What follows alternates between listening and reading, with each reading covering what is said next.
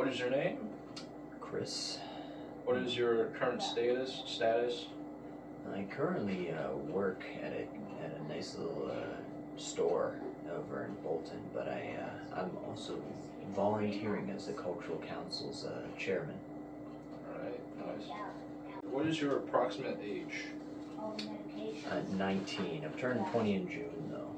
Nice. So, the cultural council. What can I say about that?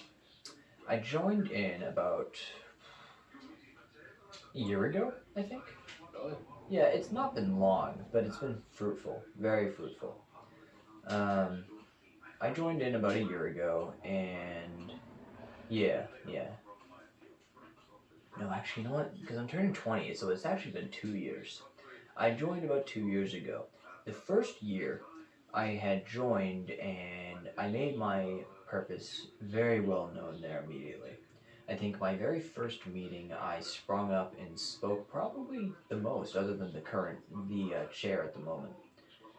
Um, Great guy, he is still. He's still in the cultural council, still working his hardest, helping me out become a decent chair. There, what we do is we take the state sends us money, and then we put that money towards cultural activities around the town. Be it fun things like zombie apocalypse survival, which is a lot of fun. I attended that myself just to make sure our money was well spent. Very fun. Very fun. I saw all the kids having a lot of fun. And what was the other thing? Or other actual, like, cultural things. Like, there was a wonderful, I think it was teaching us about Spanish culture, which was a lot of fun because there's a couple genuinely, like, Spanish people, like, first generation Spanish people in the town. And they're lovely people, and they taught so much about it to some of the, I guess you'd probably say, like, parents of the town, which was nice. It was really nice.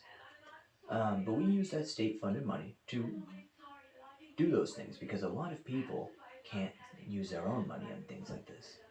With the current state of, frankly, the United States, of what we are at currently, so many people can't use money out of pocket to hold events like this.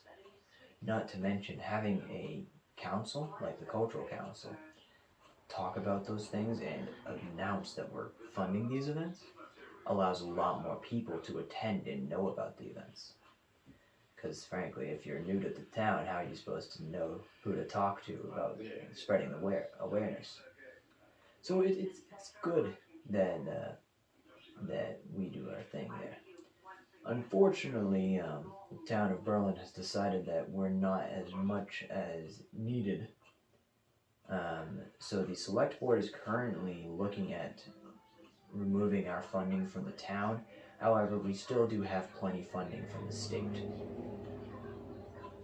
Luckily, I spoke my mind on that subject, me and the last chair, and they have decided to reevaluate their decision to remove the cultural council entirely, and instead are now just looking at potentially, not even actively removing it, but potentially removing funding from the town. As I said, though, we still do have state funding, which is the majority of it anyway, so we don't have to worry too much about that. So how much do you get from the state?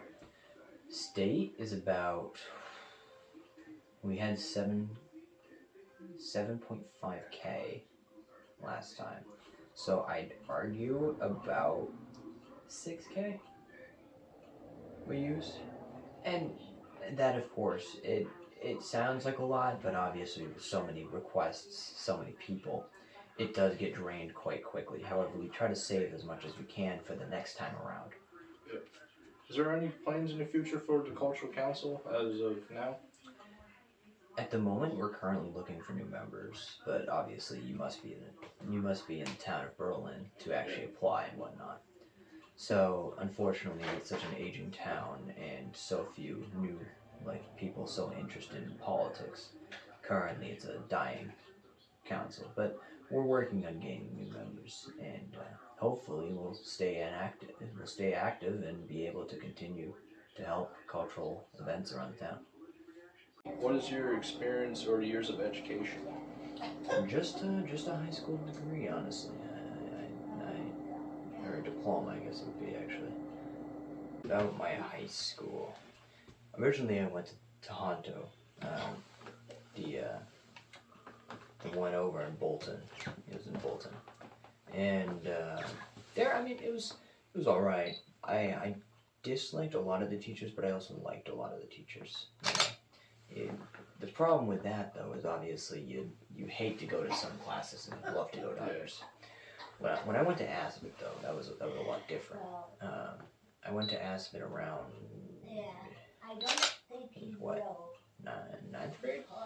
Yeah, ninth grade. You go there in your freshman year? Yeah, ninth grade. Yep. I went in ninth grade. During that first year, you pick your shop. Yeah. I originally picked drafting, which not a popular shop Great shop. by any means necessary, because the teacher in it was just not a salesman, not at all. And frankly, you need a little bit of a little bit of sales in there to kind of sell your shop. That's what you need to do. I don't remember it. See, that's the problem. Alright, children, sit here and draw a chair. Yeah, Freaking chair. that's seriously. That's your hour long. Actually, what I got was a water bottle. So you're lucky. You got a chair. I got a water bottle. I'm not even joking. It was a water bottle. Oh. You're supposed to draw a water bottle. So I drew a water bottle. I liked it because mainly if I'm honest, I went to Aspen knowing that there was that trade and I wanted to go into it, because who doesn't want to be a proper engineer? That's a lot of money. Yeah. A lot of money. Alright. So I went there. I went for that. About 2 years. And I'll admit, I'm still a little bit mad about this, but 2 years go by and I'm informed that next year I'm going to be out of the drafting shop and in a new shop. No warning. I'll admit I'm still a little bit mad about it, and with hindsight I can kind of see how it was probably a little bit of a surprise to everyone. Not even my teacher knew. Not even the drafting teacher knew until it was too late. So I get moved into the next closest shop, which was it was Advanced Manufacturing. Funny how I forget that. But it was Advanced Manufacturing. They were great. A lot of good friends, one bad person, but other than that, it was a lot of good people.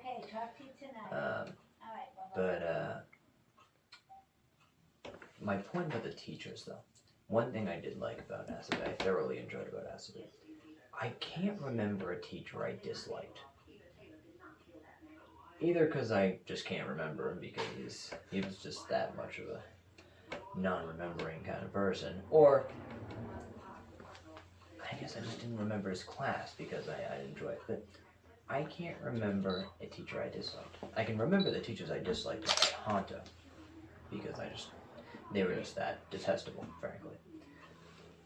But at Asbit, I liked the majority of teachers, and I think that's very important because a lot of them took pride in their job. They didn't just stick to curriculum, they advanced upon it. That's something that I took to heart.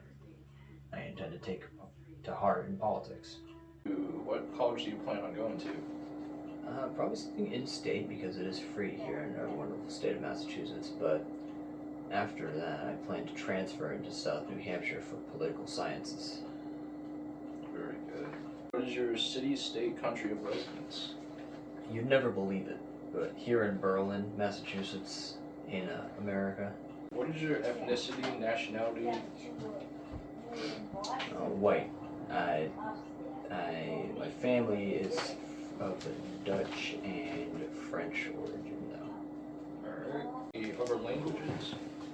I worked on Spanish a little bit, German. I worked on quite a bit of French, but I never ended up fully developing any of those further. Alright. What does your family do for, jobs? My father, he works on welding boilers, that kind of work, mainly HVAC kind of job. And my mother works one of those call center helplines for the elderly. Very nice. So, do you know anything else about your background and ancestry? Let's see. how your family came to the United States? Majority of them moved to England, and from there, they went to America. I am like a fourth generation though, so I mean, in all reality, I don't connect very much from my French and Dutch. Does your family still retain any of its ancestry or ethnicity now? I mean, my grandfather, he talks quite a bit about um, Dutch things, and quite a bit about English because he's mainly English. Yeah. But on my French side, not really. Not really. A lot of that's been lost. Because in all reality, we do consider ourselves American first. So how long have you lived in your current community? I have lived here all of my life, all 19 years. Yeah. Nice. Is there any likes or dislikes about the community? Well, my biggest, or my favorite thing about it is the fact that it's not a city. Alright, as much as I do love the cities, the problem is with cities that it's so much more, what's the word? There's so many more people, so there is a lot of chance for bad people to be in that. You know what I mean? You know, there's a lot more crime in cities than small towns like this one. I mean, you see a police officer chasing after, you know, somebody every like month. They have to worry about something serious. Otherwise, they're just keeping the actual like roads under the speed limit so everybody's safe. It's a good town. So, what has your contact been with officers like? I've never really had a bad interaction ever. I mean, sure, some of them can seem a little bit more serious than they should be, but that's kind of part of the profession. They need to act as enforcers. Yeah. Can you describe any specific circumstances about any of your contacts? Yeah, I got pulled over once, really. It was only a single time, and I was let off with a warning because it was nothing serious. I was in a bit of a rush, which caused me to speed a little bit too much. Went 62 in a 40, which is, say it out loud, quite a bit more than I thought, but he let me off with a warning because he knew that it was kind of important. I was late for a pretty big meeting, and I needed to be there. Alright. So, what is your general opinion about the police profession? I think it's, well, it's a very hard question actually now that I think about it. Because, you know, the truth is, we need them. Yeah. The moment we don't have police, it turns to anarchy. Anarchy turns to a massive amount of crime, and anybody who thinks they're truly free with anarchy means they're not really free, because the moment somebody takes that freedom and kills somebody, then they're no longer free. Yeah. They're dead. Yeah, look at Washington during the riots in 2020. That whole area that was considered free zone. And what happened? Nothing but crime, drugs, homelessness. It was awful. Yeah. Still is, now that I think about it. Oh, it's Washington. But yeah, no. As they are needed, I do still find, at least the ones around here, to be some of the best people that I know. You know, because in all reality, they live here too. So they want to keep it nice.